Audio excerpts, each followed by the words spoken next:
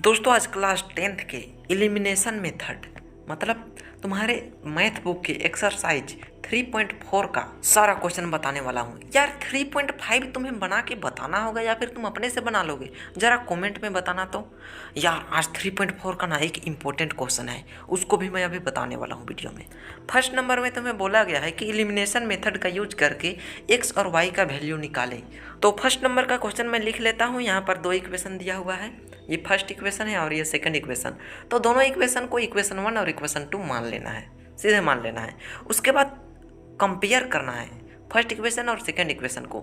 तुम एक्स को भी कंपेयर कर सकते हो, वाई को भी कंपेयर कर सकते हो। मैं यहाँ पर एक्स को कंपेयर करता हूँ, तो मैं अगर इक्वेशन 1 को 2 से गुना कर देता हूँ तो 2x हो जाएगा, नीचे वाला भी 2x है, दोनों बराबर हो जाएगा। बराबर हो गया, उसके बाद दोनों इक्वेशन को सब्सट्रैक्ट कर देना है, इक्वेशन 1 माइनस इक्वेशन 2। यार यहाँ पर दोनों का साइन प्लस प्लस है तो मैं नीचे वाला का को माइनस कर देता हूँ। माइनस करने से पूरा इक्वेशन का साइन चेंज हो जाएगा। तो माइनस हुआ तो पूरा शुरू टर्म तो पूरा कट गया। अब बाद वाला को सॉल्व करते हैं। 3 और 2 5, 5y इज इक्वल 10 माइनस 4 तो 6, 5y is equal to 6, then y is equal to 6/5। ये आ गया y का वैल्यू। अब कोई भी इक्वेशन को उठा लो, मैं फर्स्ट इक्वेशन को उठा देता हूँ और उसमें y का वैल्यू पुट कर देता हूँ। उसके बाद एलसीएम ले लेता हूँ। एलसीएम लेने के बाद क्रॉस मल्टीप्लाई करता हूँ। क्रॉस मल्टीप्लाई करने के बाद हमारा आंसर आ जाएगा x इज इक्वल टू 19/5। बहुत सिंपल है यार, तुम तो इसको आराम से कर सकते हो। यार 1 नंबर को मैं अब तुम पर छोड़ता हूँ। 1 नंबर सब तुम कर लोगे यार। अब 2 नंबर में बढ़ते हैं। 2 नंबर का सारा क्वेश्चन को मैं बताऊंगा। 1 नंबर को भले छोड़ रहा हूँ लेकिन 2 नंबर का सारा क्वेश्चन को बताऊंगा। चलो फिर 2 नंबर का क्वेश्चन में बढ़ते हैं। 2 नंबर में बोला गया है कि एक फ्रैक्शन है, तो फ्रैक्शन का चलो न्यूमरेटर और डिनोमिनेटर मान लेते हैं। न्यूमरेटर x मान लेते हैं और डिनोमिनेटर y मान लेते हैं। तो न्यूमरेटर x है, डिनोमिनेटर y है, तो फ्रैक्शन कैसा होगा, x/y होगा ना। अच्छा, अब क्वेश्चन में आगे बोल रहा है कि अगर हम लोग न्यूमरेटर में 1 जोड़ देते हैं और डिनोमिनेटर में 1 माइनस कर देते हैं तो उसका आंसर 1 आता है। चलो फिर इस इक्वेशन को हम लोग लिख लिए। लिखने के बाद इसको सॉल्व कर लेते हैं। सॉल्व करने से हमारा आ जाता है x minus Y plus 2 is equal to 0। तो इसको हम लोग इक्वेशन 1 मान लेंगे। अब आगे क्या बोलता है, आगे बोलता है कि अगर हम लोग डिनोमिनेटर में 1 जोड़ देते हैं, न्यूमरेटर में कुछ मत जोड़ो, डिनोमिनेटर में 1 जोड़ देते हैं तो 1/2 आंसर आता है। तो चलो फिर इसको भी सॉल्व करते हैं। x/y plus 1 is equal to 1/2। इसको सॉल्व करने से हमारा इक्वेशन आ जाता है 2x minus Y minus 1 is equal to 0। हमारा 2 इक्वेशन तो आ ही गया है यार। अब इक्वेशन 1 और इक्वेशन 2 को कंपेयर करो और उसके बाद एलिमिनेट करो। देखो भाई, इक्वेशन 1 और इक्वेशन 2 में दोनों में y है, दोनों में माइनस है तो एगो में प्लस कर देते हैं, तो नीचे वाला में प्लस किए तो सबका साइन चेंज हो जाएगा। देखो भाई, किसी भी एक चीज़ का साइन चेंज करोगे ना तो पूरा इक्वेशन का साइन चेंज हो जाता है। तो हमारा -x इज इक्वल टू -3, तो x इज इक्वल टू 3 आ गया। अब कोई भी इक्वेशन को उठा लो, मैं इक्वेशन 1 को ही उठा लेता हूँ। x minus Y plus 2 is equal to 0। अब x के जगह में 3 रख देते हैं और इस इक्वेशन को सॉल्व करते हैं। सॉल्व करने से y इज इक्वल टू 5 आ गया। अब भैया फ्रैक्शन में ऊपर x है नीचे y है, न्यूमरेटर x और डिनोमिनेटर y, तो x का वैल्यू 3 है तो न्यूमरेटर के जगह में 3 रख देते हैं और डिनोमिनेटर की जगह में 5 रख देते हैं। तो हमारा रिक्वायर्ड फ्रैक्शन आ गया 3/5। बहुत आसान है यार, ऐसा क्वेश्चन। चलो अब आगे बढ़ते हैं, अगला क्वेश्चन को देखते हैं। ये क्वेश्चन में एक लड़का है और एक लड़की है। वो लड़का का नाम सोनू है और वो लड़की का नाम नूरी है। तो दोनों का एज दिया हुआ है। चलो भाई, सबसे पहले दोनों का प्रेजेंट एज मान लेते हैं। तो सोनू का प्रेजेंट एज x ईयर्स मान लेते हैं और नूरी का प्रेजेंट एज y ईयर्स मान लेते हैं। यार मैं यहाँ पर ईयर्स लिखना भूल गया, तुम लिख लोगे ना। तो 5 साल पहले का बात है भैया, 5 साल पहले का बात है। तो दोनों का एज में से 5-5 साल माइनस करते हैं, उसके बाद का बात सुनेंगे, जो कहेगा वैसा करेंगे। तो दोनों का एज में से 5-5 साल माइनस कर लिए। चलो अब बात को सुनते हैं। 5 साल पहले नूरी सोनू का 3 गुना एज की थी। सोनू का एज से नूरी का एज 3 गुना ज़्यादा था।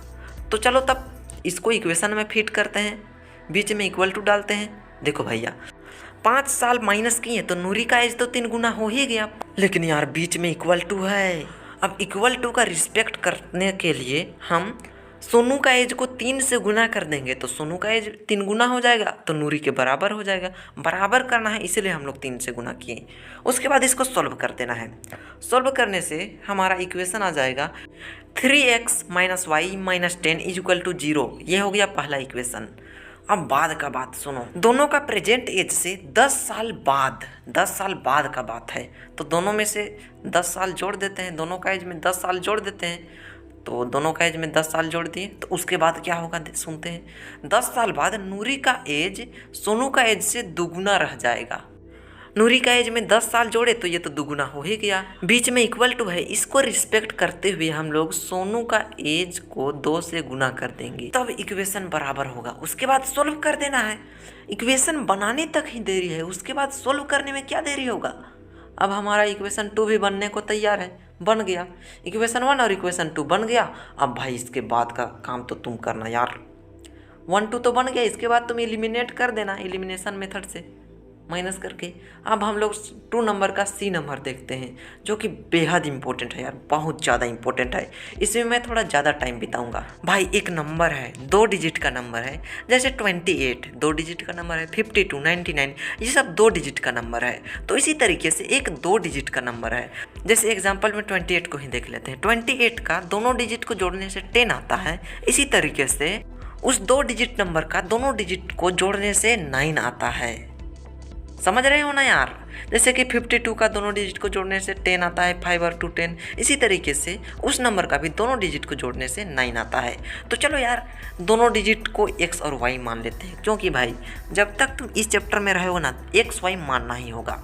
तो यूनिट डिजिट को हम लोग x मान लेते हैं और 10th डिजिट को हम लोग y मान लेते हैं।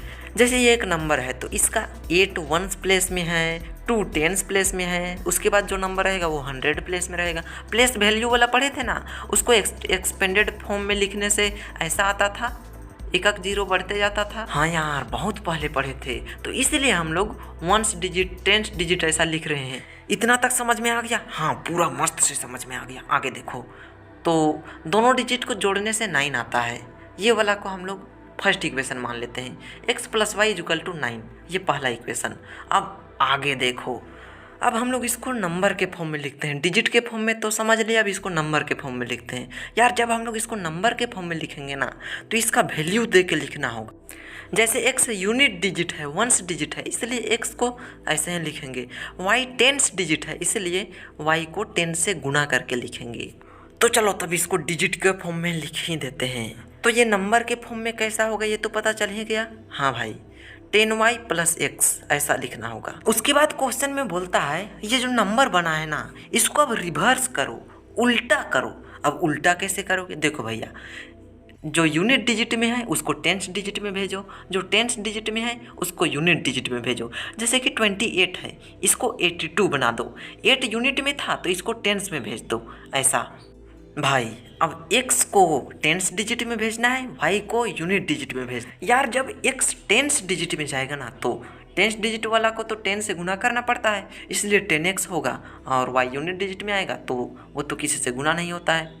तो क्वेश्चन में बोला गया है कि एक नंबर है, उसको हम लोग अगर 9 से गुना करते हैं तो गुना करने के बाद जो प्रोडक्ट आएगा ना यार, वो उस नंबर को रिवर्स करने के बाद जो आएगा उसका दुगुना होगा।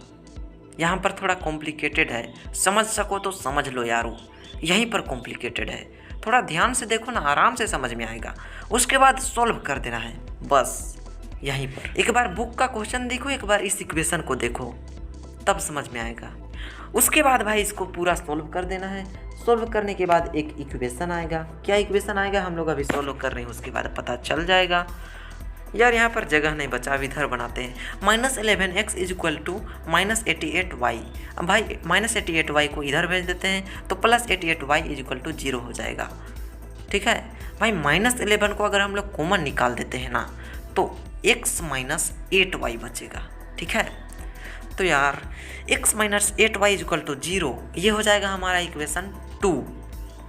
इक्वेशन 1 और इक्वेशन 2 मिल गया। अब इसको चलो फिर इसको हम लोग एलिमिनेशन मेथड से सॉल्व करते हैं। सब्सट्रैक्टिंग इक्वेशन 1 और 2 दोनों को सब्सट्रैक्ट करते हैं। यार थोड़ा सा कैमरा से कट जा रहा है, इसके लिए सॉरी कहना चाहूँगा।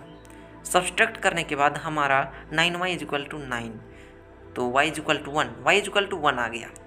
अब कोई भी इक्वेशन को उठा लो, उसमें y का वैल्यू पुट करो, पुट करने के बाद जो आएगा वही x का वैल्यू होगा, तो x इक्वल टू 8 आ गया। चलो इसको लिख के देखते हैं। यूनिट डिजिट में x है और x का वैल्यू 8 है, टेंथ डिजिट में y है और y का वैल्यू 1 है, तो ये नंबर आ गया 18।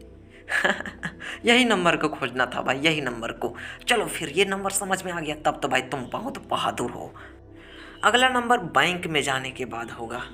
बैंक में एक महिला जाती है और 2000 रुपया निकलाती है। 2000 रुपया मैनेजर से मांगती है, तो वो देता है। वो 50 और 100 का नोट देता है।